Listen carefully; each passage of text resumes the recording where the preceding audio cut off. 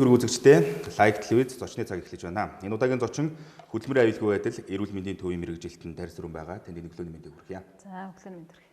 За тэгэхээр Дарис Сүрэн ихтэй хамтраад бид энэ өглөө та бүхэнд хөдөлмөрийн аюулгүй байдал, та ялангуяа ажлын байр дахь хөдөлмөрийн аюулгүй байдлын талаарх мэдээллийг хүргэнэ. Мөн дээрэс нь эрүүл аюулгүй ажлын байрыг эрхэмлэгч байгууллага гэх энэ боловсрол уралдаантай холбоотойс мэдээлэл хүргэх юм аа.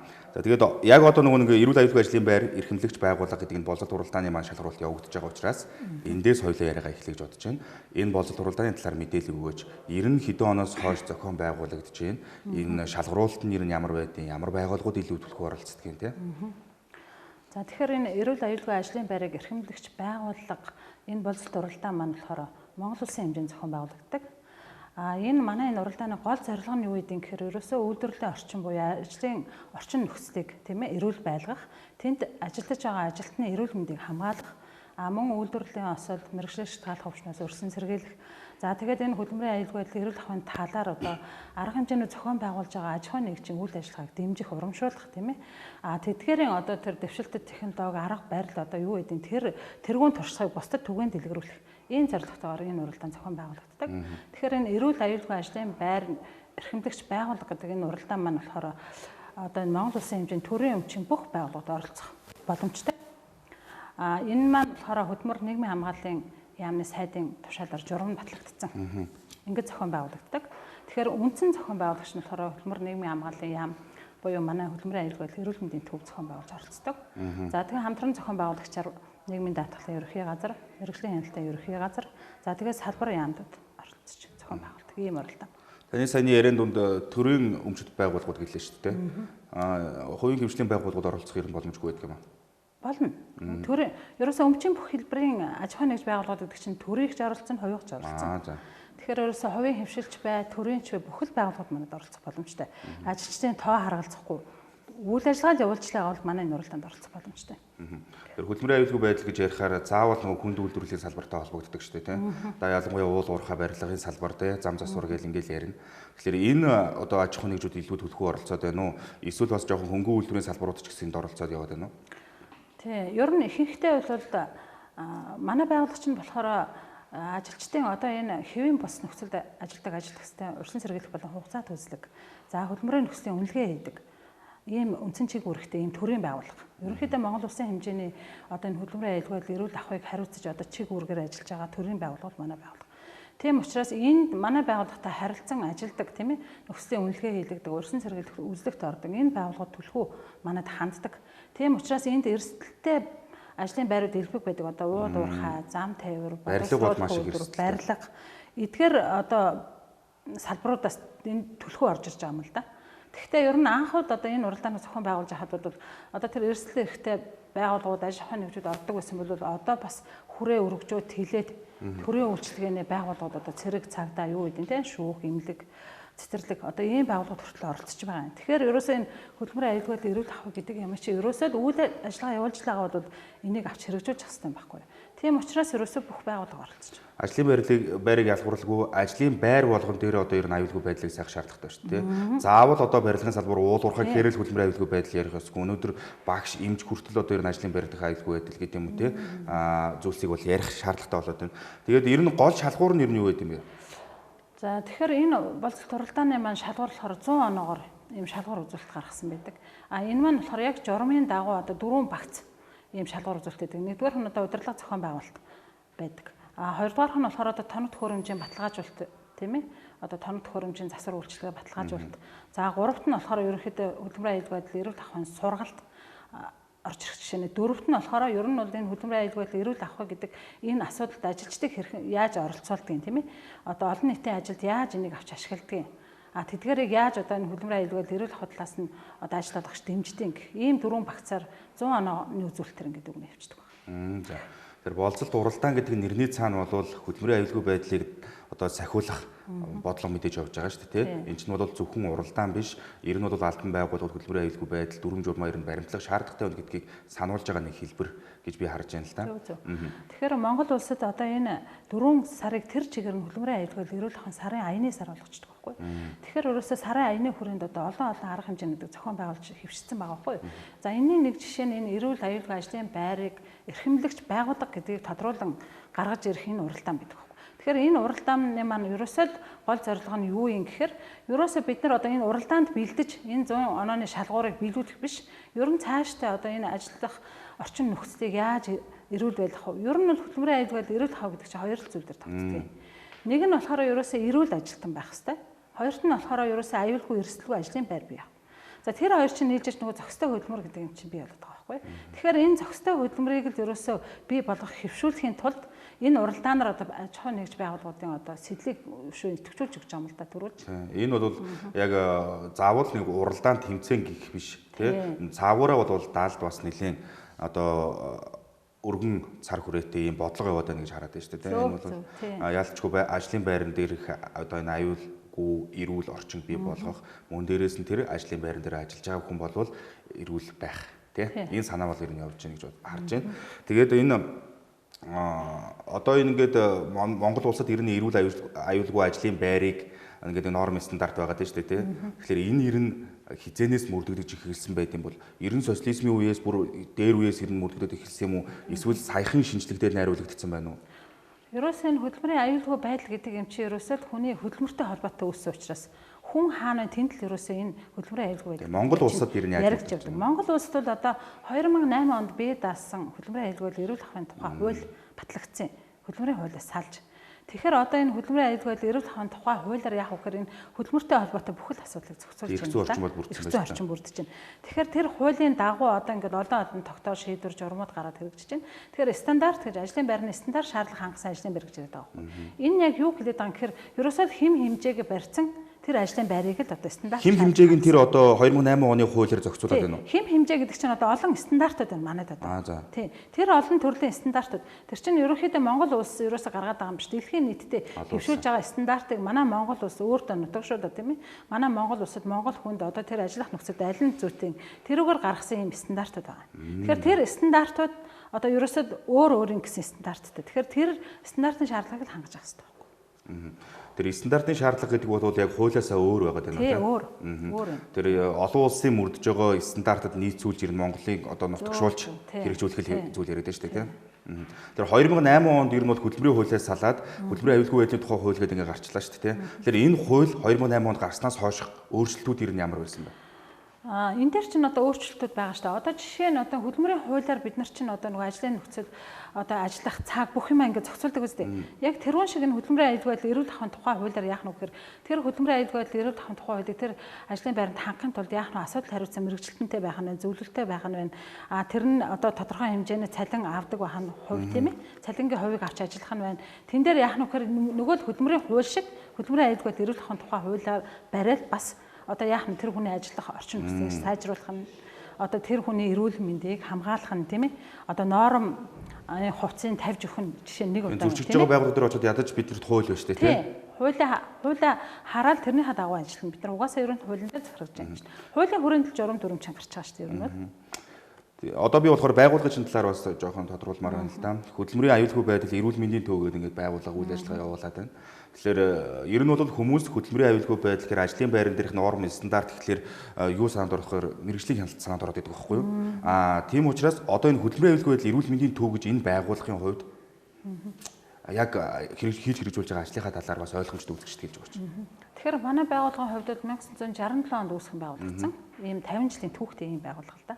Тэгэхээр манайх ерөөсө 3 үндсэн чиглэлээр үйл ажиллагаа явуулдаг. Монгол улсын хэмжээнд ийм төрлийн үйлчлэгээний байгууллага хөдөлмөр нийгмийн хамгааллын яамны харьяа. Тэгэхээр нэгдүгээр юу ямар үйл ажиллагаа ямар чиглэлтэй ажилладаг юм бэ гэхээр одоо хэвийн бус буюу эрсдэлтэй нөхцөлд ажиллаж байгаа ажилчдын урьдчилан сэргийлэх үйлчлэгийг хийгээд тэндээсээ мэргэжил шалтгааллах өвчнийг эрт илрүүлээд онцлоод тийм ээ тэр хүмүүсийн хөдөлмөр магадлал зохицуултыг хийгээд нөхөн сэргийх ийм үйлчлэг явж байгаа. Хоёрдугаар болохоор одоо ажлын байрны тэр хэвийн бус хамаагүй ажлын байрны нөхцөлийн үнэлгээг хийн, дүгнэлт гарган зөвлөмж өгнө. Тийм ээ. Энэний дагуу яах вэ гэхээр тэр зөвлөмжийн дагуу одоо энэ болохгүй нь энэ норм стандартаа хангахгүй нь ийм арга хэмжээ аваа гэсэн одоо тэр зөвлөмжийн дагуу яах нь гэхээр аж ахуйн нэгжүүд чинь үйл ажиллагаагаа сайжруулад явах нь шүү дээ. За 3 дугаарх нь болохоор хөдөлмөрийн аюулгүй байдал эрүүл ахуйн сургалт явуулдаг одоо энэ байгууллагуудын эрхийг олгодог. Ийм байгууллага. Тэгэхээр төлөвлөгөөд болоод төлөвлөгөөд бус хян шалгалтыг ямар байдлаар хийх юм бол хийдгүү юм. Тий, энэ маань болохоор юунд одоо энэ үзлэг хийх эрүүл мэндийн сайдын 345 тушаал. Жишээ нь одоо хөдөлмөрийн нөхцөлийн үнэлгээ хийх хөдөлмөрийн нийгмийн хамгаалалтын сайдын тушаалууд байгаа. Тэр тушаалаар журамлаад өгсөн. Тэр журмынхаа дагуу одоо жишээ нь хортой нөхцөлд ажилладаг хүн бол жилд заавал нэг удаа өрсөлдөх хүслэгт орно.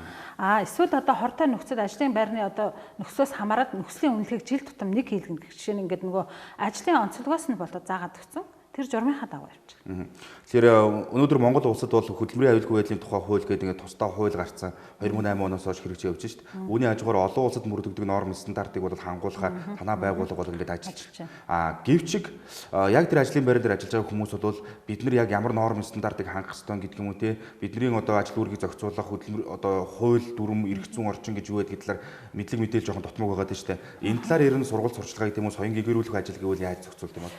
Тэгэхээр одоо энэ хөдөлмөрийн аюулгүй байдал эрүүл ахуйн тухай одоо энэ хууль дүрм журмыг яаж нэвтрүүлэх вэ, ард түмэнд яаж түүнд дэлгэрүүлэх вэ гэдэг юмыг бол одоо энэ сургалтын байгууллагуудаар дамжуулаад одоо сургалтын 100 гаруй байгууллага нэрх авсан. Тэгэхээр тэр байгууллагаар одоо сурчлагаанууд их явж байна. Манай байгууллага ч гэсэн аж ахуйн нэгж байгууллагуудын хүсэлтээр бас сургалт зохион байгуулдаг. За.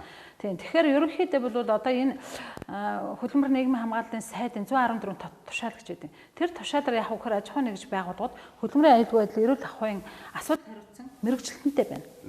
Эсвэл зөвлөлттэй байна. Эсвэл орон тооны бус зөвлөлийг ажилуулна гэсэн ийм заагаад өгсөн учраас тэр хүмүүс нь мэрэгсэн байж тухайн байгууллагт яах нь гэхээр тэр хөдөлмөрийн аюулгүй байдал эрүүл ахуйн тухай хууль дүрмийг хэрэгжүүлэх тийм ээ одоо мэдлэг мэдээллийг олгох ажилчдыг зөв чиглүүлэх ийм гэж. Хөдөлмөрийн аюулгүй байдлын инженер гэж ярьдаг да тий хаб гэж яриад. Хуучин инженер гэж ярьдаг гэсэн. Одоо бол асуудал хариуцсан мэрэгчлэн гэж. Мэрэгчлэлтэй гэж явж байна тий. Хөл байгууллагууд даа ялангуяа энэ хүнд үйлдвэрийн салбарт тэр хүн болвол маш чухал албан тушаал. Тэгээд тэр хүнийг бол байнга нөгөө нэг одоо мэдлэг мэдээлэлээр хангах тий шинжилсэн дүрм журм юу байдیں۔ Тий төрөөс гаргаж байгаа засгийн газраас гаргаж байгаа үйл хэрэг ерөөсө тэр хүнтэй л уг харьцаад явж ямар биш байгаа тийм үү? Тийм байхгүй. Тэгээд тэр чинь бол бас одоо тушаалаар заахтаа хэлсэн байгаа. Зүгээр нэг одоо ажиллаж байгаа хүнийг одоо хөдөлмөрийн аюулгүй эрүүл ахуйн асуудал хариуцсан хүнээр тавьж болохгүй нэ шүү дээ. Тэгэхээр инженер юм уу эсвэл эрүүл ахуй ч юм уу тийм хүмүүсээр энэ хөдөлмөрийн аюулгүй эрүүл ахуйн асуудал хариуцсан мэрэгчлэнээр тавина гэд бас заагаад өгсөн. Шинжилсэн журмаараа. Одоо хоёулаа нэг жоохон салгаад ярих юм бол манай Монгол улсад бол уул уурхайн салбар ер нь бол нэлээд яг энэ хөдөлмөрийн аюулгүй байдлыг дагаж мөрдөх зайлшгүй шаардлагатай салбар мөн манай Монгол улсын эдийн засгийн дийлэнх хувийг уул уурхайн салбар авч явдаг. Энэ ч утгаараа бол маш олон уул уурхай үйл ажиллагаа явуулж байна. Тэгэхээр эдгээр уул уурхайн салбар руу чиглэсэн ямар ер нь бодлого чиглэл байдаг юм бол танахаас ер нь танаа байгууллагын хувьд ер нь ийшээ ямар сургалт сурчлагаа гэдгийг хэн шалгалт гэдгийг ер нь тавьж ажиллаж байна. Ер нь бол одоо ингээд Монгол улсад тохиолдод байгаа үйлдвэрлэлийн асал мэргэжлийн шалтгааллах өвчнийг ингээд аваад үзэхээр уул уурхай барилга дийлэнхтэй тохиолддог. Барилга бол. Тийм учраас одоо энэ уул уурхай эрчимтэй хөгжиж байгаа одоо энэ сүүлийн жилүүдэд бас харьцангуй манай Монгол улс чинь энэ хөдөлмөрийн аюулгүй байдал эрүүл ахуй гэдэг юмыг тийм ээ нэгдүгээр тавьдаг болсон байхгүй юу? Тийм учраас бас харьцангуй одоо сүүлийн жилүүдэд осол тохиолдох нь багасч буур хандлагатай байгаа гэж харж байгаа. Тэгэхээр мэргэжлийн шалтгааллах өвчнийг ингээд хандлагыг хараад үзэхээр яадаг вэ гэхээр ерөөсөө манайд одоо мэргэжлийн шалтгааллах өвчний одоо групп буюу хөдөлмөрийн чадвар алдалт тогтоогдсон хүмүүсийн 50% нь амьсгалын замын өвчнөр өвдөж тогтоогдсон байна. Тэгэхээр энэ яадаг вэ гэхээр одоо нөгөө тоос шороо тийм ажлын байрны одоо тэр эрсдэлтэй орчин нөхцлөөс үүсэж байгаа байхгүй юу? Тэгээ олон жил одоо нэг орчинд нэг тийм одоо аюултай орчинд ажилласнаар тэр хүн яах нь вэ гэхээр мэргэжлийн шалтгааллах өвчин тэл болж байгаа эцэст. Тэгэхээр уул уурхай барилга бол харьцангуй бас энэ хөдөлмөрийн аюулгүй байдал эрүүл ахуй тал дээр анхаарат байгаа байхгүй юу? Тэгээд ер нь бол одоо энэ үйлдвэрлэлийн асал мэргэжлийн шалтгааллах өвчнийг ингээд харьцуулаад судлаад үзэхээр сүүлийн жилүүдэд нөгөө уул уурхай барилга гэдэг огцом их байгаад байсан буур хандлагатай болоод харин одоо энэ төрийн болон үйлчилгээний офисын ажилчид дундаас үйлдвэрлэлийн осол мэргэжлийн шалтгааллах өвчин гарах бас тохиолдлууд илэрхшээд байна. Одоо тэгэхээр үзэгчдээ бас их сонир санагдаж байгаа хэрэг тийм уул уурхай барилга нь хөдөлмөрийн аюулгүй байдалтай холбоотой осол гэмтэл хэрнээ буур хандлагатай хэрнээ төрийн байгууллага оффист ажиллаж байгаа хүмүүсийн үйлчилгээний ажлын байран дээрх осол гэмтэл их нэмэгдэж байна гэж. Тэгэхээр миний харж байгаагаар болохоор тэр оффист ажиллаж байгаа хүмүүстээ юугаараа гэмтээд идэв гэсэн бодол төрж иж магадгүй л дээ хүмүүс. Гэхдээ тэнд одоо ажиллах орчноос шалтгаалсан бас маш олон тий жижиг юм шиг хэрнээ удаан хугацаанд бол бас хүнийг гэмтээдэг зүйлсүүд байгаа шүү дээ. Тийм. Тэгэхээр ер нь бол оффист ажилладаг хүмүүсийн яг их гол дийлэнх одоо тэр өртөөтэйгээ ослон нь юу байгаа гэхээр дандаа халтрах, унах, бэрдэг тийм ээ. Одоо эсвэл ажлын байрны тоног төхөөрөмжтэй буруу харьцах, тэр тоног төхөөрөмжийн зааварчилгааг аваагүй гас буруу харьцаж өөрсдөө осолд өртөх. Ер нь бол халтарч унах, дарагдах одоо тийм ослууд дийлэнхтэй байдаг. Тийм учраас ерөөсөө тэр ахуйн осол буюу ажилтай холбогдсон ослыг багасгахын тулд яах нь гэхээр одоо нөгөө нэг байгууллагууд чинь ингээд ороход одоо хүл өрөх газраас ихсүүлэл одоо тэр хөдөлмөрийн аюулгүй байдал гэдэг юм чинь хангагдаад байх хэрэгтэй. Норм стандарт бол шууд босог таваал хэрэг шууд хэрэгжиж явах хэрэгтэй. Ерөөсөө тэр байгууллагын гадна орчноос эхлээд юм. Тийм гадна орчин одоо тэр ногоон байгууламж юу байдیں۔ Тэрнээс эхлээд явах нь шүү дээ. Ягаад гэвэл нөгөө агаартай ч бас холбоотой байдаг учраас тэгэл нөгөө агаар шүүгч, агааржуулалт одоо юу байдیں۔ Тэр болгоныг л хангаж явах хэрэгтэй. Тэгэхээр иргэн хүн ямар ч ажил хийж исэн бай, тэр ажлын байран дээр ямар нэгэн норм стандарт байгаа. Тэ? Ямар нэгэн байдлаар л ямар ч салбар байсан бай, норм стандарт байна. Тэгэхээр тэрийг л хангуулах тал дээр ерөөсөө анхаарах хэрэгтэй. За магадгүй хүмүүсийн хувьд нөгөө өөрснөө мэдлэг мэдээлэл жоохон дутмаг байгаа учраас тэрийг асуудал болгодог гэдэг юм уу те. Хаана хандах, эсвэл одоо ямар байдлаар норм стандарт нь хангуулах талаар мэдээлэл жоохон дутмаг байгаа. Тэгэхээр энийг л одоо жоохон л хүмүүс төлхөө ойлгуулах те. Тийм. Тэгэхээр энэ жилийн одоо энэ сарын аян буюу энэ эрүүл аюулгүй ажлын байрны зохион байгуулалт арай онцлог болж байгаа байхгүй. Яагаад гэвэл энэ нөгөө COVID-19 гэдэг нөгөө цар тахлын хөлөөрөйтэй холбоотой жишээ нь одоо энэ сарын аяны үйл ажиллагаа дандаа захимжаад тийм ээ хэвлэл мэдээлэл сошиалар ингээд явж байна л да. Тэгэхээр энэ жилийн онцлог маань гол нь тэр болж байна. Яагаад гэвэл нөгөө хүмүүс одоо ажлын байран дээр нь очиод сургаалт зохион байгуулах эсвэл нэг талбай дээр олон хүн цуглуулад мэдээллийг өгдөг байсан хуучин. Одоо бол яаж юм гэхээр хэвлэл мэдээлэл радио одоо тийм юу бидийн одоо тийм юмнуудаар бид нэр илүү их төлхөө сурчилж байна л да. Тэгэхээр одоо энэ эрүүл аюулгүй ажлын байрны маань шалгаруулалт хүртэл уг нь бол 3 сарын 25-нд хийгдсэн байх хэвээр. Тэгээ энэ жилийн одоо энэ хөл хоройтой холбоотой бид нэр 2 дахь шалгаруулалт маань одоо явагдчихна. Манай телевизээс бас цуврал 2 ч 3 ч сурвалжлагыг энэ хөдөлмөрийн аюулгүй байдалтай холбоотой ажлын байран дээр та ялангуяа сурвалжлага бэлтгэсэн. Тэрийг нь би бас санаж байна. Тэгэхээр тэрэн дээр бол бас их сонирхолтой мэдээлэлүүд байсан. Юу гэхлээр дуу чимээнээс шалтгаалах, гэрлээс шалтгаалах одоо ийм одоо ажлын байран дээрх осол гэмтэл гэдэг юм уу те. Тэр ажлын байрны шаардлага хангаагүйгээс болсон тэр хувь хүний эрүүл мэндэд нөлөөлсөн байдал гараад байна гэж. Тэгэхээр энийг ч одоо жишээлх юм бол одоо гэрлээс шалтгаалаад хүн одоо хөдөлмөрийн аюулгүй байдал зөрчигдж байгаа юм гэхээр бас их сонир санагдаад байгаа байхгүй юу. Тэгэхээр та энэ тал дээр бас нэг тийм. Тэр чинь бол одоо ажлын байрны орчин нөхцөл гэдэг чинь одоо хим, физик, биологийн сэтгэл зүйн гэдэг ийм олон шалтгаануудаас хүний бие махбодод эмгэг үүсэх буюу өвчлөл үүсгэж байгаа юм л да. Тэгэхээр яагаад энэ гэрэлтүүлэг гэдэг юм чинь тэрүүн дээр сонир байгаад байгаа гэхээр ийм өндөр одоо хурц гэрлийг удаан хугацаанд хүний энэ харах эрхтэнтэй ингээд тусгаад байна гэдэг чинь яг үгээр тэр хүний харааны эрхтэнд аюу муугар нөлөөлж байгаа байхгүй. Тэгэхээр тэр нь ерөөсөө давтамжтайгаар тийм ээ одоо жишээ нь тэр хурц гэрэл давтамжтайгаар өдрийн хэдэн цаг ажилтیں۔ Тэр хүн тэр гэрэлд байгаад байна л гэдэг чинь тэр хүн эцэст яах вэ гэхээр харааны бурлагтай л болж байгаа. Тийм учраас тэр ерөөсөө давтамжтай гэдэг юм чинь тэр жишээ нь одоо офисын ажилтан гэхэд өөртөө тохиромжгүй сандал ширээн дээр өдөр болгон ирээд суугаад байдаг бодвол тэр хүн яах нь гэхээр нуруу нуглам нөгөө мэдрэлийн гаралтай өвчлөлтөд хүртэх магадлал өндөр байгаа байхгүй. Тийм учраас ерөөсөө нэг юмыг давтамжтай хийгээд байхад энэ яах нь гэхээр буруу үйлдэл хийгээд хамт тэр хүнд өвчин юм гэхийг тусгаад байгаа юм л да. Тэгэхээр тэрнээс сэргэж бид нар яадаг вэ гэхээр нөгөө аюулгүй байдал зөв сандар ширээ одоо ажлын байр нь орчиндөө хүн зохицож ажиллах биш. Тэр хүнд тохирсон одоо ажлын байрыг л бий орчин бүрдүүлэх хэрэгтэй байхгүй юу. Тэр чинь л одоо нөгөө аюулгүй эрсдэлгүй ажлын байр гэж байна. Зөв. Тэгэхээр нөгөө хувь хүн өөрөө ажлын байран дээр их одоо жишээ ширээ сандлаасаа өгсүүлэл бүх юм зохицуулж ажиллах биш. Тэр хүний ая тухтай байдлыг зохицуулах гэдэг чинь одоо яг гол санаа яваад байна шүү дээ. Тийм. Тэн дээр л одоо ажил олгогч гэдэг чинь анхаарах одоо тэр хөдөлмөрийн аюулгүй байдал эрүүл ахуйн тухай зардал төсөө яадын одоо нөгөө төсөн мөнгөнтэй суулгах тийм ээ. Тэр ажилчдын эрүүл ахуйг хангах одоо нөгөө нормын хувцаар хангах зөв сандал ширээнд байрлуулах одоо жишээ нь агааржуулалт одоо юу гэдгийг цэвэр усны хангамж энэ бүгдийг хангаж өгч явах хэрэгтэй. Энэ чинь л нөгөө хөдөлмөрийн аюулгүй байдал гэдэг юм чинь л байна. Тэгээ хөдөлмөрийн аюулгүй байдал эрүүл ахуй орчин бүрдэх тэр хүний бас эрүүл аюулгүй орчин ая тухтай байдлаар хөдөлмөрөөр эрхлэх гэдэг чинь ажлын бүтээмжтэй шууд холбоотой шүү дээ. Тийм шүү дээ. Тэр ерөөсөө зохистой хөдөлмөр гэдэг юм чинь л явж явах юм бол тэр байгууллагын чинь одоо ажлын бүтээмж үр ашиг дээшлээ яваад байна гэсэн үг байхгүй. Тэгэхгүй одоо зохистой хөдөлмөр биш одоо тэнд одоо өвчтөе хүмүүс одоо тийм өвчин эмгэгт өртсөн хүмүүс эрсдэлтэй ажлын байранд ажиллаад байвал тэр яг уу эргээд нөхөж баршгүй одоо тэр байгууллагад тохирол учрна шүү дээ. Тийм байхгүй.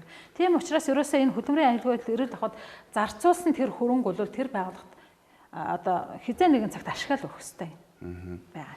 За сая 4 сар 4-р сар бол хөдөлмөрийн аюулгүй байдал эрүүл ахуй орчныг одоо дээдлсэн сар болж таарлаа шүү дээ, тийм. Тэгээ сарын аян байлаа.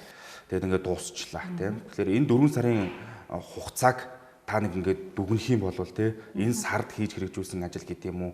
Энэ сард түгээсэн мэдлэг мэдээлэл гэдэг юм уу, тийм. Та юу гэж харж? Тэгэхээр би сая ярьсан нөгөө энэжлийн онцлог байлаа гэд.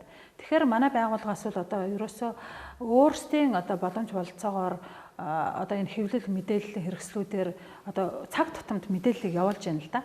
Одоо жишээ нь COVID-19 гэдэг одоо эрүүл мэндийн байгууллагуудаас явуулж байгаа шиг манайх бас энэ сард бас хөдөлмөрийн аюулгүй байдлыг ингэж дээдлэе. Осол гэдэг ийм гараад байна шүү. Мэргэжлийн шалтгаалт хөвч ингэж гараад байна шүү. Инээс ингэж сэргийлэх хэрэгтэй юм шүү те.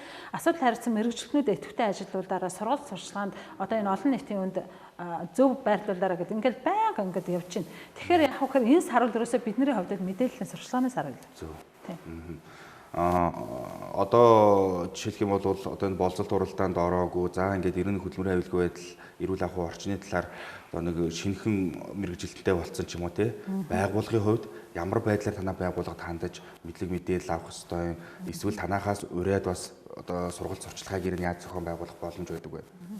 Тэгэхээр энэ эрүүл аюулгүй ажлын байрыг эрхэмлэгч байгууллага энэ уралдаанд яаж оролцох вэ гэхээр 2019 онд А64 тод тушаал гарсан хөдөлмөр нийгмийн хамгааллын яамны сайдын А64 тод тушаал. Энэ тушаал маань яг гэхээр энэ эрүүл аюулгүй ажлын байрыг эрхэмлэгч байгууллага энэ болцолт уралдаанд оролцох бүх юмыг заадаг ийм журам байна. Тэгэхээр энэ шинжлэгдсэн журмын дагуу болохоор яг гэхээр бид нар одоо энэжлээс одоо энэ нөгөө харьяа яамд одоо энэ хөдөлмөрийн аюулгүй байдал эрүүл ахуйн салбар хороо зөвлөлүүдийг идэвхжүүлэх бас энэ уралдааны одоо нээлттэй ил тод бодиттой болгохын тулд одоо эдгээр энэ салбар зөвлөлт хороодын үйл ажиллагааг оролцуулахаар шинэ журамд заагдагдсан. Тэгэхээр эхний шалгаруулалт маань яах вэ гэхээр одоо аймаг дүүргийн хөдөлмөрийн аюулгүй байдал эрүүл ахуйн зөвлөл гэж үүтэй. Аймаг дүүрэг болгонд. Дүүрэг болгонд. Тий. Яамдууд дээр болохоор хөдөлмөрийн аюулгүй байдал эрүүл ахуйн салбар хороо гэж үүтэй. Тэгэхээр ерөөсөө эхний шалгаруулалт маань энэ дээр явагдах байхгүй юу? Тэгэхээр аж ахуйн нэгж байгууллагууд яах нь вэ гэхээр харьяа одоо нөгөө дүүрэг аймаг дээр хандаж материалаа өгөөд эхний шалгаруулалтыг 1 сарын 15-нд одоо хөдөлмөрийн аюулгүй байдал эрүүл ахуйн зөвлөл болон салбар хороодууд хийгээд манайд одоо шалгарсан материалаа 1 сарын 15-ны дотор ирүүлэх хэрэгтэй ийм журамлагдсан байна. Тэгэхээр ерөнхийдөө бол одоо эрсдэлтэй ажлын байраар нь ялгаад одоо зам тээвэр, уул уурхай, барилга, боловсруулах үйлдвэр гэсэн ийм яамдуудыг аваад төрийн болон үйлчлэгийн салбарыг багслаад нэг авцсан. Тэгэхээр яах нь гэхээр яамдуудаас ерөөсөө 100-аас дээш ажилтнтай нэг байгууллага, 100-аас доош ажилтнтай нэг байгууллага шалгарна. Тэгэхээр яах нь гэхээр уул уурхай яам дээр 100-аас дээш ажилтнтай нэг байгууллага, 100-аас доош ажилтнтай нэг байгууллага хоёр байгууллага шалгах нь шүү дээ. Эрүүл аюулгүй ажлын байрыг эрхэмлэгч байгууллага гэж тодорч ирэх нь. Тэгэхээр төрийн үйлчлэгээний болон үйлчлэгээний байгууллагуудаас болохоор 100-аас дээш ажилтнтай 2, доош ажилтнтай 2 гэх 4 байгууллага шалгах юм. Тэгэхээр нийтдээ 14 байгууллага яах нь гэхээр одоо энэ эрүүл аюулгүй ажлын байрыг эрхэмлэгч байгууллага 2019 тодорч гарч ирэх юм. Тэгэхээр энэ маань ер нь бол ингэснээр ер нь ямар ач холбогдолтой юм бэ гэхээр энэ байгууллагуудын үйл ажиллагааг бид нар дэмжих одоо жишээ нь одоо шинэхэн байгуулагдсан байгууллага байлаа гэхэд яг учраа олохгүй шүү дээ. Хөдөлмөрийн аюулгүй байдал эрүүл ахуй гэдэг юм бид нар хаанаас эхлэх юм бэ? Яах юм бэ гэхээр манай тэр журмыг л дагаад хэрэгжүүлсэн байхад яах нь вэ гэхээр тэр байгууллагын хөдөлмөрийн аюулгүй байдал эрүүл ахуйн үндэс суурь нь тавигдчих юм байна. Одоо харин сая ярьж байгаад орчихлоо шүү дээ. Энэ болцолт уралдаанд ер нь орохын ач холбогдол юу юм? За гэхдээ тэргүй хөдөлмөрийн аюулгүй байдал эрүүл ахуй орчноо бүрдүүлсэн байгууллага байна. Гэхдээ энэ уралдаанд оролцоод байх шаардлага алга гэж сууж явах. Энэ маань болохоор хоёр гол одоо ач холбогдолтой юм л да. Нэгдүгээр болохоор энэ байгууллагын үйл ажиллагаа жигдэрч байна шүү дээ. Энд чинь одоо жишээ нь энэ 100 онооны шалгуур үзүүлэлтийг авахын тулд одоо хийхин тулд олон юмнуудыг хийж штэ. Тийм учраас тэр байгууллагын үйл ажиллагаа нэгдүгээр жигдэрч байна. Хоёрдугаар та одоо тэр хийгээд байгаа үйл ажиллагаа нь олон нийтэд түгээн дэлгэрүүлэх тийм ээ. Одоо бусдад бас одоо тэрүүн туршлага хуваалцах юм ач холбогдолтой. Мөн одоо тэр байгууллагын одоо үзүүлэлт бас болчихж байгаа юм л да. Нэг ёсны тухайн байгууллагын хөдөлмөрийн аюулгүй байдал эрүүл ахуйн одоо том үзүүлэлт гараад ирж байгаа. Тэр байгууллага үнэхээр энэ эрүүл аюулгүй ажлын байрыг эрхэмлэгч байгууллага гэдээ гараад ирэхэд тэр одоо энэ хөдөлмөрийн аюулгүй байдал талаас нь бас тодорхой хэмжээний үзүүлэлт шаардлага хангацсан байна. Тийм байна тий. Одоо тэр байгууллага хөдөлмөрийн аюулгүй байдал эрүүл мэндийн орчин бүрдүүлсэн, дээдэлсэн байгууллага гэж шалгарч байна. Тэгэхэд цаашдаа бас үйл ажиллагаа явуулах, салбар нээх гэдэг ч юм уу тийм асуудлууд дээр бол нэг тодорхойлолт нь нэг сайн эерэг үзүүлэлт нь болоод явж байгаа юм байна тийм үү? Зөв. Тэгэхээр бас одоо зарим аж ахуйн нэгж байгууллагууд заавал ороод яах юм бэ гэсэн ч юм уу За яах вэ бид нар норм стандартаа дагаа явж байгаа юм чинь гэсэн тийм зүйл ярьж болох юм. Гэхдээ энэ уралдаан болцолт уралдаанд орсноороо тэр байгууллага одоо танаа байгууллагаас жишээлх юм бол бүхий л талаар нь дэмжиж хөдөлмөрийн аюулгүй байдал эрүүл ахуйн орчныг бүртгэхэд нь тусаж дэмжинэ. Үүний хажуугаар бас нэг гой сайн эерэг үзүүлэлт болж байгаа юм гэж байна. Тийм. Тэгэхээр 2011 оноос энэ уралдаан маань зохион байгуулагдсан. Тэгэхээр одоо бид нэр 9 дахь жилдээ зохион байгуулах гэж байна. За тэгэхээр энэ уралдаанд яадгүй гэхээр нийтдээ жилд одоо 70-80 байгууллагын материал ирээд тэндээсээ 9 байгууллага шалгардаг байсан. Тэгэхээр нийтдээ одоо 66 байгууллага манай энэ болцолт уралдаанд оролцоод хөдөлмөрийн аюулгүй байдал эрүүл ахуйг дээдлсэн ийм байгууллага гэсэн тодорхойлтыг авсан байна. 66 байгууллага 9 жилийн хугацаанд. 9 жилийн хугацаанд. Тэгэхээр одоо энэ эрүүл аюулгүй ажлын байрыг эрхэмлэгч байгууллага 2019 болохоор шинжилсэн журмаараа 14 байгууллага тодорхой. Зөв. Тэгэхээр одоо 80 байгууллага болох нь шүү дээ. 80 болох нь. Тэгэхээр бид нар энэгээрээ юуг хэлээд байгаа юм гэхээр хөдөлмөрийн аюулгүй байдлыг дээдлсэн буюу эрүүл аюулгүй ажлын байр орчныг бий болгосон байгууллагын тоо маань жилээс жил ихсээд байна гэдэг чинь аюулгүй орчин бий болоод байна гэсэн үг. Бий болоод байна. Бас нэг үзүүлэлт болоод яваад байна шүү дээ. Монгол Улсын хэмжээнд одоо эрүүл аюулгүй ажлын байрыг дээдлсэн ийм олон байгууллага байна. 80 байгууллага байна шүү гэж байж байгаа ч ийм байгууллага байна гэдэг чинь бас л нөгөө эрүүл аюулгүй ажлын байрны шин тоо нэмэгдээд байгаа. Энэ болцолт уралдаанд ер нь хөдөө орон нутгаас хэр идэвхтэй оролцдог вэ? Оролцсон хөдөө орон нутгаас оролцож байна. Ялангуяа одоо энэ сүүлийн 2 жилд бол сургууль цэцэрлэгүүд их оролцож байна. Яагаад гэвэл тэн дээр ч ахуйн осод их гардаг. Тэгэхээр одоо тэр сургуулиуд гэхэд чинь одоо хүүхдийг насаар нь одоо жишээ нь одоо давхраа ингээд товчуулах тийм ээ. Одоо жишээ нь 6 настангуудыг одоо нөгөө 15 6 настай хүүхдүүдтэй зэрэгцээ шатаар гүйлгэж болохгүй шүү дээ. Гэх жишээ нь одоо ийм юмнуудыг хийгээд оролцож байна шүү дээ. Тэгэхээр энэ нөгөө нэг уралдаан тэмцээнд орж байгаа байгууллагуудаас их сонин туршлага гэдэг юм уу те маш эерэг гой үзүүлэлтүүд байх юм бол тэрийг нь сурчил таниулах юм бол бусдад туршлага болох юм те. Тэгэхээр жил болгон бид нар энэ байгууллагуудын тэргуун туршлага онцлогын үеэс ямар стандарт хэрэгжүүлчихэд юугаараа дэвшилтэд болчиход байгаа гэдгийг бас сурчилдаг юм. Тэр маань бүр тогтоод хэвшсэн одоо тэр жил болгон эрүүл аюулгүй ажлын байрыг эрхэмлэгч байгууллага ийм байгууллага шалгарлаа ийм онцлогтой гэд өөрсдөө боломжоор сурчлагыг хийж өгдөг. За одоо энэ уралдааны маань одоо материал хүлээж авах хугацаа ер нь ямар байгаа вэ? Хизээ ер нь шалгаруулалт маань явах вэ? Энэ талаар хоёлаа бас. Тийм. Тэгэхээр одоо бид нэр яах вэ гэхээр 2019 оны үйл ажиллагааг дүгнээд байна шүү дээ. Бүтэн жил одоо 2019 онд энэ байгууллага яаж ажилласан юм бэ гэдэг нөгөө 100 оныхаа шалгуур үзүүлэлтээр 2 дахь шатнаа шалгуулалтыг хийгээд одоо дуусч байна.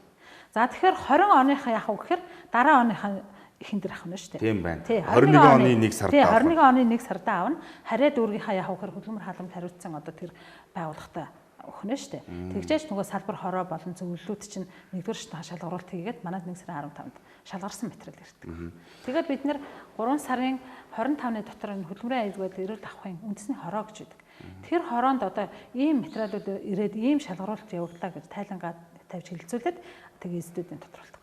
За. Тэгэхээр энэ аймаг дүүргүүдэд байгаа салбар одоо зөвлөл гэж ярьсан тийм зөвлөл байгаа шүү дээ тийм. Эдгээр зөвлөл болоод хоорондын уялдаа холбооны хувьд тэр нь яаж зохицуулт юм болов? Танаа байгууллага ингээд голд нь байж байгаад ингээд мэдээллээр хангаад ингээд яваад байна уу? Эсвэл бас дээд нэг хорооноосоо зохицуулаад яваад байна уу? Тийм. Тэгэхээр ер нь бол манай хөдөлмөр нийгмийн хамгааллын яамдууд яамны одоо сайдын тэр журмын дагуу яамдууд бол тэндээс чиглэл авч байна. Хоёрдугаар болохоор манай байгууллагууд бол одоо энэ дүүрэг аймагуудын хөдөлмөрийн аюулгүй байдал эрүүл ахуйн асуудал хариуцсан мэргэжлүүдтэй одоо холбогдож ажиллаж байгаа юм л да. Тэгэхээр одоо танахаас ямар материалууд байна, ер нь ямар байгууллагууд яаж ажиллаж байна тийм ээ? Оролцох байгууллагууд тийм байна. Биднээс ч гэсэн чиглэл их авдаг л да. Ийм нэг байгууллага маа танаа уралдаанд энэ жил оролцуулах гэсэн юм аа. Чиглэл авъя, зөвлөгөө авъя гэх жишээнээ санагдаж байна. За, хоёулагч нэвтрүүлгээс дуусгах болж байна. Тэгээд харамсалтай нэг богино цаг хугацаанд хоёулаа ярилцлаа. Миний хувьд бол энэ хөдөлмөрийн аюулгүй байдал эрүүл ахуйн орчин гэдэг бол маш чухал зүйл юм а гэдгийг таны ярианаас бас ойлгож авч байна. Мөн дээрээс үзэгчд маань ч гэсэн ойлгож авсан байх. Тэгээд би танаас бас нэвтрүүлгийн төгсгөлд юу хэлэх гээд байна гэхээр ер нь энэ хөдөлмөрийн аюулгүй байдал эрүүл ахуйтай холбоотой одоо яг телевизүүзээ сууж байгаа салбар одоо тий байгууллага аж ахуйн нэгжийн удирдлага гэдэг юм уу тий тэр инженер мэргэжилтэн хүмүүс тэр нь юу гэж товчхон зөвлөгөө өгвөл ер нь юу гэж хэлэхээр байна. Тэгэхээр ер нь бол ажил олгогч болон одоо энэ хөдөлмөрийн аюулгүй байдлыг эрүүл ахуй асуудал хариуцсан энэ мэрэгчлэнүүд чинь тэнд ажиллаж байгаа хүмүүсийн л одоо тийм ээ эрүүл мэнд одоо тэр хүмүүсийн одоо тэр осол гэмтэлтэй өртгөөс сэргийлэх тэр бүхэл үйл ажиллагааг та бүхэн хариуцж байгаа шүү. Тийм учраас ном дүрмээр нь энэ хүмүүсийн мэдлэг мэдээллийг дээшлүүлээд аль болох ажлын байрын зөв тийм ээ эрүүл байлгаж тэр хүмүүсийг өвчлүүлэхгүй ажлын байраас болоод ажлынхаа нөхцлөөс болоод өвчлөхгүй үйлдвэрлэлийн осолд оруулахгүй байх тэр зам чиглэлийг та бүхэн хариуцж байгаа юм. Тийм учраас одоо тэр хөдөлмөрийн аюулгүй байдал эрүүл ахуйн тухай хууль нь заагаад өгсөний дагуу төсөв мөнгөний тусгаад тэр ажилчдынхаа эрүүл мэнд тийм ээ ажиллах нөхцөлийг бас хангаж ажиллаарай л гэж хэлмээр. За баярлалаа. Бидний урилгыг хүлээж авч ирж бас сонирхолтой яриа өрнүүлсэнд таны цаашдаа ажил амжилт хүсье. Баярлалаа. Үзэгчдэд хэлэхэд хөдөлмөрийн аюулгүй байдал эрүүл ахуй орчинтой холбоотой хөдөлмөрийн аюулгүй байдал эрүүл мэндийн төвтэй хамтраад бид бас цувруул ийм ярилцлагуудыг хийх болно. Тэгэхээр эх 7 хоногт бас 2 дугаар хүрэх байхаа. Тийм учраас та бүхэн бас лайк телевизийн өглөөний одоо зочны цаг дээр тааруулах юм бол энэ талаарх мэдээллийг уламжлалшруулж салбараар нь салгаж бас хүлээж авах боломжтой юм шүү гэдгийг хэлмээр байна. Ингээд анхаарлаа хандуул үзсэн та бүхэнд баярлалаа. Эх 7 хоногт шинэ зочинтой шинэ мэдээлэлтэй эргээд уулзъя.